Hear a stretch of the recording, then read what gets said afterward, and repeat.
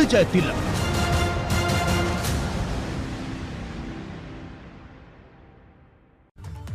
सीधा लखनऊ में भाजपा दफ्तर चलेंगे। यूपी भाजपा चुनाव से प्रभारी अनुराग ठाकुर को सीधा देखेंगे। क्रेडिट की सुविधा मिलता है।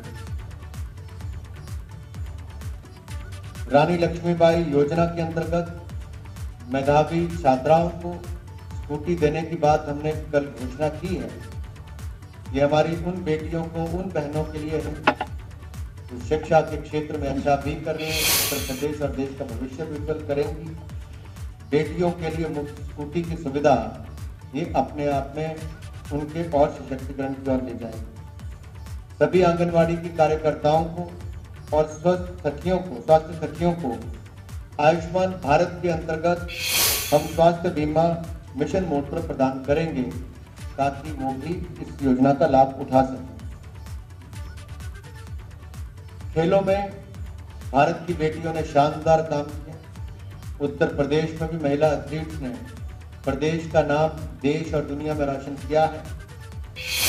500 करोड़ रुपए की लागत से स्टेट टैलेंट सर्च एवं डेवलपमेंट स्कीम की शुरुआत करेंगे, जहां महिला खिलाड़ियों को चुना जाएगा उनकी प्रतिभा के अनुसार और उनको 5-5 लाख रुपए की वित्तीय सहायता देने का हम काम भी करेंगे। इसके अलावा विधवा एवं निराश्रित महिलाओं को 1500 रुपए की पेंशन देने का काम भी भारतीय जनता पार्टी की सरकार करेगी।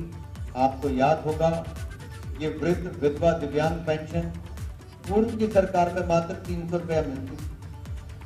हमने बढ़ाकर इसको 1000 किया, अब हम उसको बढ़ाकर 1500 करने वाले। इसलिए महिलाओं की सुरक्षा, सम्मान, अधिकार ये आगे भी निरंतर जारी है।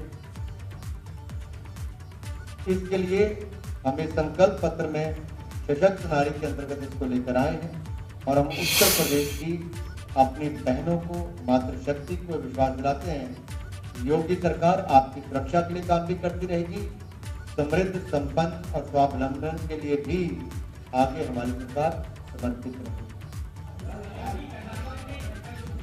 हिमांशु जी इसका एक नाम लेते जाएंगे।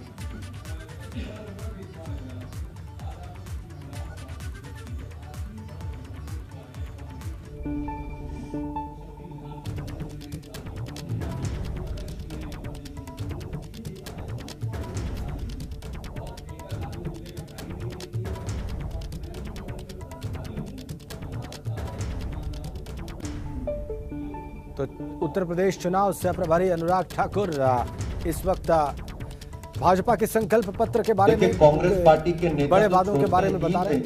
महिलाओं के लिए सुरक्षा, सम्मान, अधिकार जारी रखने की बात उन्होंने दोहराई। योगी सरकार आपकी सुरक्षा के लिए काम करती रहेगी, यह भी उनका बयान है। वृद्ध महिलाएं, जो सीनियर सिटीजन महिलाएं हैं, उनको बसों में मुफ्त सफर का वादा उन्होंने दोहराया और ये सब कुछ कल भाजपा के संकल्प पत्र में स्पष्ट था। आज उसी पर अपना बयान दे रहे हैं। गर्ल्स भी छोड़कर जा रहे हैं, भ्रष्टाचार के गंभीर आरोप लगा रहे हैं, अनदेखी की बातें कर रहे हैं। ये प्रियंका वाड्रा जी के ऊपर इतने बड़े आरोप एक के बाद दूसरे लगे हैं। प्रियंका वाड्रा जी को इस पर जवाब देना चाहिए, राहुल गांधी जी को जवाब देना चाहिए कि आखिरकार टिकटों की नीलामी के आरोप, गंभीर भ्रष्टाचार के आरोप, महिलाओं की ही अनदेखी के आरोप कांग्रेस के ऊपर जो लग रहे हैं, क्या इसके लिए कांग्रेस का ये परिवार जिम्मेदार नहीं?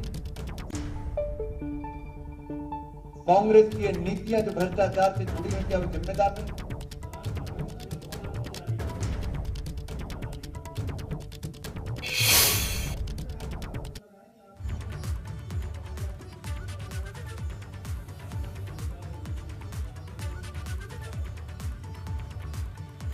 तो पिछला कांग्रेस पार्टी पर हमला कर रहे हैं। 2017 में लाए तो इसमें भी कहा था गुंडा राज, भ्रष्टाचार मुक्त उत्तर प्रदेश करेंगे। हमने वो करने का काम किया। महिलाओं को सुरक्षा, सम्मान के अधिकार देने की बात की, वो किया। हमने 70 लाख रोजगार स्वरोजगार की बात की, हमने 3 करोड़ रोजगार स्वरोजगार देने का काम पिछले 5 वर्षों में किया। हमने जो कहा वो करके दिखाया। भाजपा ने करके दिखाया है, भाजपा फिर करके दिखाएगी।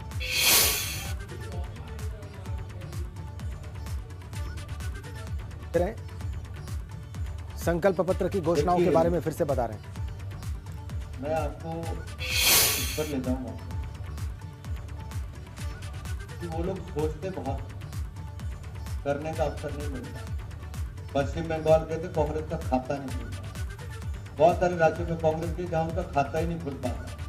कागजों में कुछ भी लिख पाए, सत्ता में आएंगे तो कुछ करेंगे।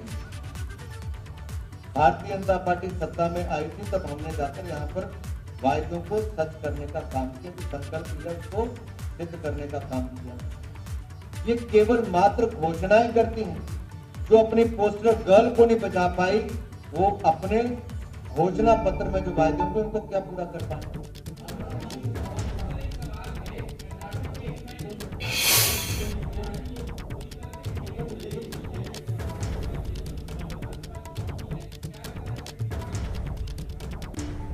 एक एक करके सवाल आने दीजिए, पूछिए क्या सवाल।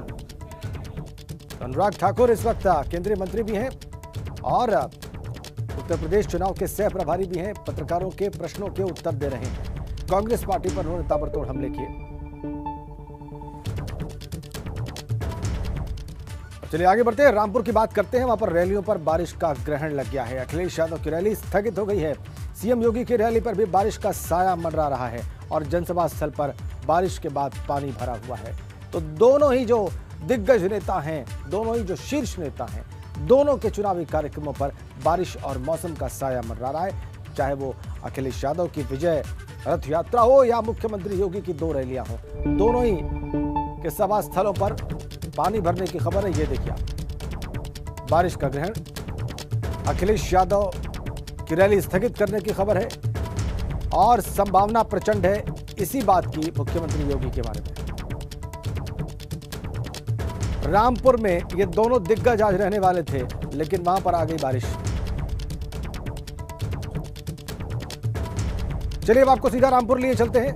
वहां का ताजा हाल क्या है ये आपको दिखाएंगे हमारे दो सहयोगी, और इसके लिए हमारे साथ जुड़े हुए हैं हमारे UP bureau chief Viresh Pandey, Rampur से सीधा कनेक्ट हैं, और मुख्यमंत्री योगी की जनसभा स्थल से जुड़े हुए हैं रतीश त्रिवेदी। रामपुर चलते हैं, वीरेश के पास पहले चलेंगे और उनसे जानेंगे, वीरेश आप इस वक्त कहां मौजूद हैं रामपुर में और क्या देख रहे हैं, इस वक्त कैसा मौसम है और क्या ताजा सूचना है आपके पास? राजेंद्र, मैं तो रामपुर में रामपुर के प्रतीक आजम खान के घर पर मौजूद हूं और ऐसे में आपको बताऊं कि अगर ये जो पारा टेम्परेचर का दिख रहा है, जो सर्द मौसम में कम हो गया है बारिश की वजह से, अगर ये नहीं होता तो सियासी पारा यहाँ 7वें आसमान पर होगा। लेकिन जिस तरीके से आज लगातार रात से बारिश हो रही है और बारिश की वजह से उम्मीद ये की जा रही थी कि ये थमेगी, जब थमेगी तो यहाँ का जो सियासी पारा 7वें आसमान पर होगा, लेकिन इसमें विघ्न है, बाधा है और यही वजह है कि अखिलेश यादव का जो दौरा है वो स्थगित हो चुका है और मुख्यमंत्री योगी आदित्यनाथ के दौरे पर भी संशय बना हुआ। मैं आजम खां के घर पर मौजूद हूँ, यहाँ पर मीडिया के लोग भी हैं और अब्दुल्ला आजम के चाहने वाले लोग भी हैं। अब्दुल्ला आजम अभी घर के अंदर हैं, तैयार हो रहे हैं, कुछ लोगों से मिल रहे हैं। ये आजम खां का ड्राइंग रूम है। देखते हैं कि और भी कोई लोग बैठे हुए हैं, क्योंकि यहाँ पर जो चाहने वाले हैं आजम खां के, वो इंतजार कर रहे हैं अब्दुल्ला आजम खां की वो आए और साथ में चुनाव प्रचार पर निकला जाए, स्वार में चला जाए। अब्दुल्ला आजम वहां से प्रत्याशी हैं और साथ ही आजम खां जेल में हैं, लेकिन बावजूद इसके वो रामपुर से प्रत्याशी हैं समाजवादी पार्टी की। ये तस्वीरें हैं आजम खां की। मुलायम सिंह यादव जो उनके प्रिय नेता और उनके संरक्षक, उनके भाई, जो भी शब्द प्रयोग कर सकते हैं आजम खां और मुलायम सिंह यादव की इस जोड़ी। हालांकि समाजवादी पार्टी की स्थापना में समाजवादी पार्टी के संस्थापक सदस्य आजम खां की न केवल मेहनत लगी बल्कि खून भी लगा, सब कुछ लगा। और एक वाकया आया 2009 में कि उन्हें समाजवादी पार्टी से 6 साल के लिए निष्कासित कर दिया गया पार्टी विरोधी गतिविधियों के मद्देनजर। बाद में फिर बुला लिया गया। ये जो प्यार है वही बुलाकर लाया और ये आजम खां की कुर्सी है। मैं एक बार और दिखाना चाहूंगा, जब आजम खां रामपुर में होते हैं, फरियादियों की फरियाद सुनते हैं, जो मुश्किलात में हैं, जो पीड़ित हैं, उनकी गुहार सुनते हैं, उन सारे लोगों की समस्याओं का समाधान करना चाहते हैं, तो इसी कुर्सी पर बैठकर वो न्याय करते हैं, अधिकारियों को फोन मिलाते हैं और अपना अंदाज है आजम खां का। जो अधिकारी आजम खां के साथ काम कर चुका है उसे इस बात का एहसास है कि आजम खां किस रूप में पैरवी करते रहे हैं, जो ताकत के साथ, मजबूती के साथ ये न्याय वाली कुर्सी है, यहीं पर बैठकर कुछ देखिए चाहने वाले भी आजम खां के हैं जो दूर से आए हैं। ऐसा नहीं है कि ये रामपुर के हैं, बल्कि रामपुर ही नहीं पूर्वांचल से भी आए हुए हैं। और यही वो सोफा है और यही बैठने का तरीका है और बैठने का अंदाज है जो फरियादी, जो पीड़ित होते हैं वहीं आते हैं। और ये जो दरवाजा आप देख रहे हैं, यूं ही जब आजम खां ये इस घर में कर आ सकता है, इस दर पर आ सकता है, न्याय का एक तरीके से उन्हें लगता है कि उन्हें न्याय मिलेगा। बिल्कुल बिल्कुल। गफ्फार साहब हैं, ये बस्ती से आए हैं। जी जी जी, आप बात समझिए, पूर्वांचल से आए। गफ्फार साहब, क्या उम्मीद रखते थे आप जब आते थे यहाँ? तो आजम खां साहब को तो हम लोग अपने बड़े भाई के जैसा समझा और इतना जानते हैं कि आजम खां के लिए सबके लिए दरवाज़ा खुला है। आजम खां साहब के यहाँ जो मैं कह रहा था सही कह रहा बिल्कुल बिल्कुल सही साहब आपने कहा है। आपने जिस अंदाज में उनके बारे में बयां किया है, वाकई में हम लोग तो वो लफ्ज़ ज़बान पर नहीं आ पाता है, लेकिन आपने एबीपी न्यूज़ को की तरफ से जिस तरीके से आप, हम लोग तो एबीपी न्यूज़ को हमेशा समझते थे कि सरकार के फेवर में ही बात करेगी, लेकिन मैंने देखा कि जिस अंदाज से आपने आजम खां साहब के बयां किया है, मैं आपकी कदर करता हूं। आपको ठीक है वीरेश, आपके पास वापस आएंगे। लगातार बिल्कुल, एबीपी गंगा निष्पक्ष पत्रकारिता करता है और ये प्रमाणित कर दिया। सारे लोग बैठे हुए हैं। बिल्कुल बिल्कुल वीरेश, आप वापस आते हैं आपके पास और आप लोगों से बात करेंगे, उनकी भावनाएं भी टटोलेंगे और वो क्या समझ रहे हैं इस चुनाव के बारे में, या वो महसूस क्या कर रहे हैं अखिलेश यादव के ना पहुंच पाने पर। इस पर हम आपके पास वापस आएंगे और आप लोगों से जरूर बात करेंगे, मुझे मालूम है। लेकिन मुख्यमंत्री योगी की जो जनसभा स्थल, जहां पर उनकी 2 जनसभाएं होनी है, वहां से रतीश त्रिवेदी भी हमारे साथ जुड़े हुए हैं। एक बार उनसे अपडेट ले लें कि वहां की क्या जानकारी उनके पास है, वो क्या देख रहे हैं और क्या ताजा अपडेट है मुख्यमंत्री योगी से जुड़ा हुआ उनके पास। बताइए रतीश। बिल्कुल, देखिए बारिश जो है वो बड़ी बाधा बनी हुई है। रामपुर के बिलासपुर में हम मौजूद हैं और यहाँ पर ही मुख्यमंत्री योगी आदित्यनाथ को आना है। 1:25 का तयशुदा वक्त था, लेकिन आपको तस्वीरें दिखाएं, पूरे मैदान पानी पानी है। बारिश काफ़ी ज़्यादा हुई है, करीब 1000 से ज़्यादा कुर्सियाँ यहाँ पर लगाई गई हैं। अब जो सफाई कर्मी हैं जो पानी हटाने की कोशिश कर रहे हैं, क्योंकि जो मैट्स यहाँ पर बिछाई गई हैं पूरी तरीके से पानी पानी है। देखिए, पानी को हटा करके और बाल्टियों के जरिए निकालने की कोशिश की जा रही है। मैदान में पूरी तरीके से पानी है। अब से कुछ देर पहले हलचल शुरू हुई है। मंच पर सुरक्षा कर्मी भी हैं और सुरक्षा से जुड़े तमाम अधिकारी यहां पर मौजूद हैं। कोशिश की जा रही है कि किसी तरीके से प्रस्तावित कार्यक्रम में थोड़ी सी देर जरूर हो जाए, लेकिन मुख्यमंत्री यहां पर आए, क्योंकि बिलासपुर राज्य मंत्री बलदेव औलख की कॉन्स्टिट्यूएंसी है और यहां पर उनको लाने की कोशिश की जा रही है। लेकिन बड़ी माथापच्ची हो रही है। सुरक्षाकर्मी अब से कुछ देर पहले आए थे, उन्होंने मंच पर हम मौजूद हैं, मंच की सुरक्षा का जायजा लिया है और अभी भी ले रहे हैं, सुरक्षा का जायजा ले रहे हैं। लेकिन ये मंच से अनाउंस किया जा रहा है कि कार्यक्रम में फिलहाल थोड़ा देर हुई है, यानी 2 बजे का जो कार्यक्रम था वो 3 बजे का कार्यक्रम हो गया है। जो सुरक्षा के एहतियात होते हैं वो पूरे किए जा रहे हैं, लेकिन जो मौसम है ऐसा लगता नहीं है कि मुख्यमंत्री का कार्यक्रम यहाँ पर पॉसिबल होगा, क्योंकि लगातार सुरक्षा कर्मियों की बात हम यहाँ पे सुन रहे हैं। जो सिक्योरिटी अलर्ट देते हैं और जो क्लियरेंस देते हैं वो लगातार माथापच्ची स्थानीय अधिकारियों के साथ कर रहे हैं और मैदान पूरी तरीके से गीला है, भीगा हुआ है, हेलीपैड भी, बारिश कोई गुंजाइश है? तो ऐसे में रतीश, आप कोई गुंजाइश देख रहे हैं? कोई गुंजाइश हो सकती है क्या? कोई गुंजाइश हो सकती है कि इस वातावरण में भी देर से ही सही लेकिन मुख्यमंत्री की सभा हो पाए? देखिए, मौसम जिस तरीके का बन पड़ा है उससे लगता नहीं है कि मौसम जल्दी खुलेगा, क्योंकि अब से कुछ देर पहले बारिश जरूर बंद हुई है, लेकिन बूंदाबांदी चल रही है। सुबह से तेज बारिश हो रही थी, लेकिन बारिश अभी भी बंद नहीं हुई है और बारिश के साथ साथ मैदान पूरी तरीके से भीगा हुआ है।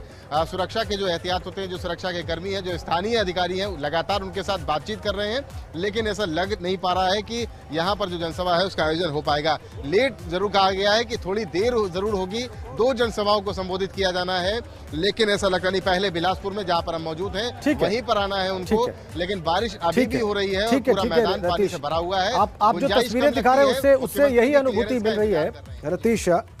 ऐसा उसको देख के लग रहा है तस्वीरों को कि बहुत कठिन है, लगभग नामुमकिन सा दिख रहा है कि ऐसे वातावरण में और इन परिस्थितियों में जनसभा हो पाए, क्योंकि दोपहर के 1 बजने को है तकरीबन और सर्दियों का दिन है, बहुत ज्यादा वक्त नहीं होता है दिन का।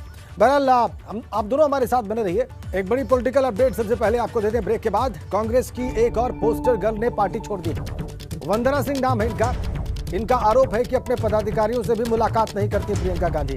और ज्यादा जानकारी देंगे शैलेश अरोड़ा, इस वक्त हमारे साथ जुड़ रहे हैं। बताइए शैलेश, क्या जानकारी मिल रही है आपको?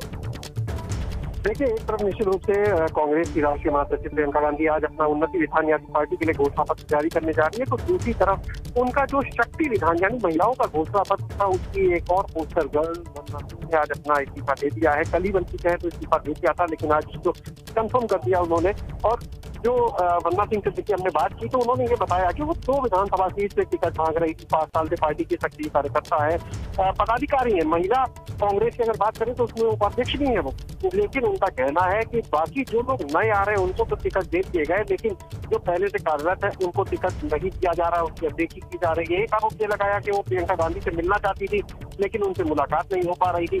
तो ये तमाम उनके आरोप है, लेकिन निश्चित रूप से कहीं ना कहीं कांग्रेस के लिए ये झटका इसलिए कहा जा सकता है क्योंकि देखिए ये चीजें एक मैसेज करती है। इससे पहले कांग्रेस की एक और पोस्टर गर्ल जो प्रियंका मौर्य की जब हम बात करते हैं तो प्रियंका मौर्य ने देखिए अपना इस्तीफा दिया था कांग्रेस को, उसका भारतीय जनता पार्टी का दामन थाम दिया था। प्रियंका मौर्य भी टिकट चाहती थी पार्टी से, लेकिन नीलांजन का कहना था कि सरोजनी नगर सीट से वहां से उन्होंने आवेदन किया, लेकिन पार्टी ने उनको टिकट न देकर जबकि 40 महिलाओं को टिकट देने की बात की, उनको न देकर एक दूसरे प्रत्याशी को टिकट दिया। तो टिकट का कारण बड़ा नजर आता है